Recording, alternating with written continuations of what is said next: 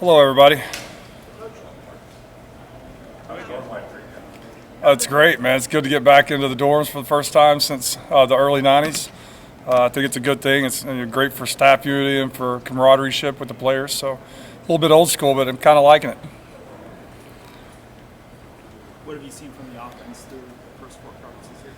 It's still early in the stages. I think the guys, what I've seen is I told them the other night, I appreciate the work they did in the summer.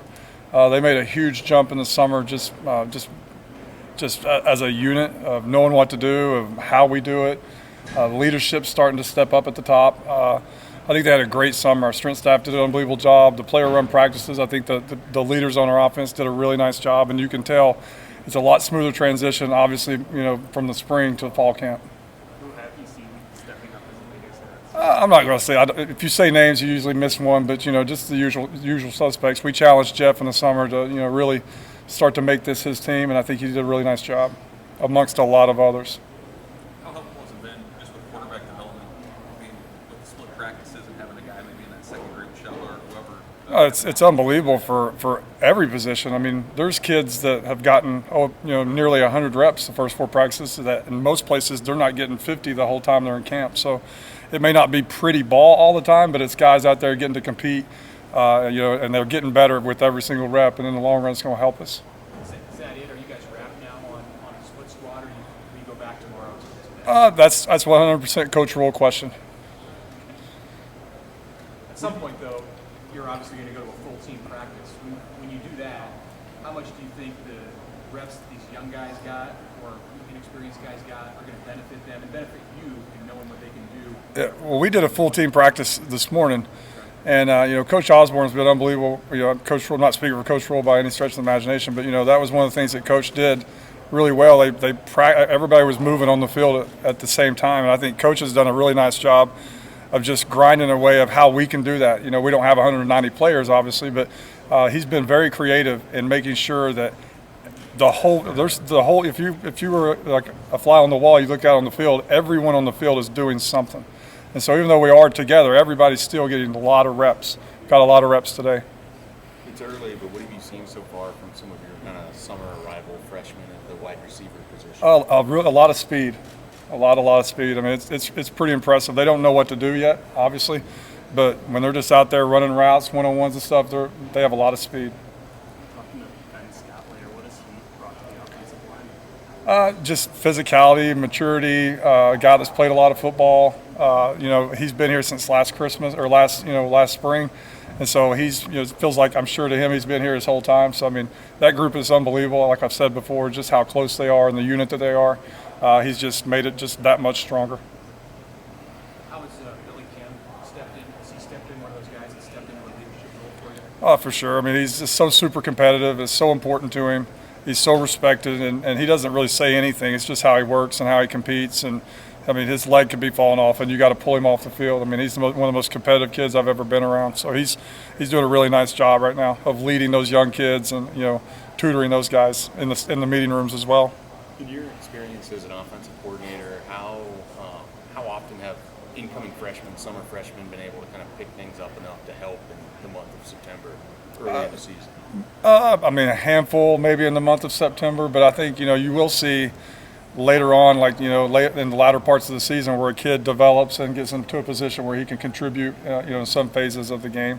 Obviously, it's not unheard of. I mean, there's freshmen all over the place that come in and play early, and if those guys can learn what to do and play and match the physical elements that they need, then we'll put them in. We don't care how old they are as long as they produce. What are the qualities you're looking for in a lead running back as that competition shakes out? What are those qualities that you're looking for?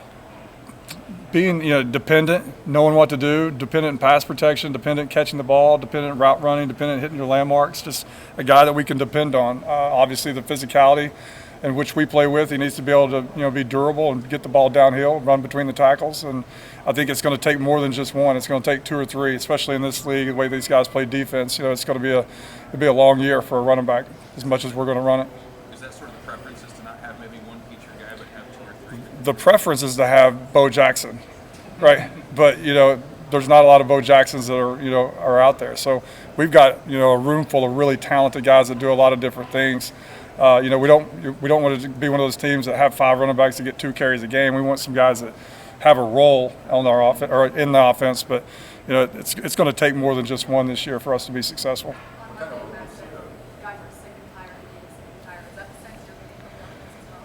I do, yeah. I mean, it's sick and tired of just talking, sick and tired of just hearing things. Like, we're just ready to go out there and work. And, one of the things we talk about just earning the right to go play against Minnesota, of how we work and how we practice in the preseason. What kind of role do you expect the fullback to have this fall? Do you have, a target number of carries you'd like to use them, or is that going to be more situational? No target. I think there'll be, again, I'm not trying to have coach talk here, but there'll be certain games, certain defenses where they'll be utilized more, and there's some that, maybe they're not don't have as big a role in that game, but it'll fluctuate. And, it just depends on, we have tight ends, we have fullbacks, like they both can do the same things for the most part. It's just that fullback, in between the tackles can give you a little bit more of a vertical push at times. So we've got some young guys out there playing the position now, and it's fun to have a fullback on the field. You said how much you're going to run how much you guys are hoping to run the ball this fall. Do you have a preference for how much you run versus pass? No, it's just we have to be able to do it at a high level when needed. Like, we have to be able to run the ball in 4 minutes and run it well. We have to be able to run the ball in the red zone. Is that 60 times, 60-40? Is it 70-30? It could be 30-70, run to pass, and we're running it that well, getting 100, 6 yards of carry. So, different phases of the game are going to call for you to throw the ball and run the ball at a high level. We got to be able to do both whenever that time is needed. Marcus, does it, following up on the fullback question, with adding Liebentritt as a transfer this summer, does it allow you more freedom with Bonner? You obviously use there in the spring. Can you kind of use him more as a flex, as a tight end?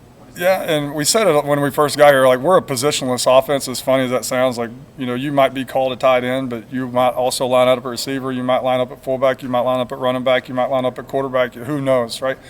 Everybody has a certain skill set, and we'll come up with all these, weird plays and stuff of how to attack defenses. And if a guy's skill set calls for him to be in line or offline or a receiver, then he'll do that. So, those guys are good players, and we're going to get them out there on the field any way we can.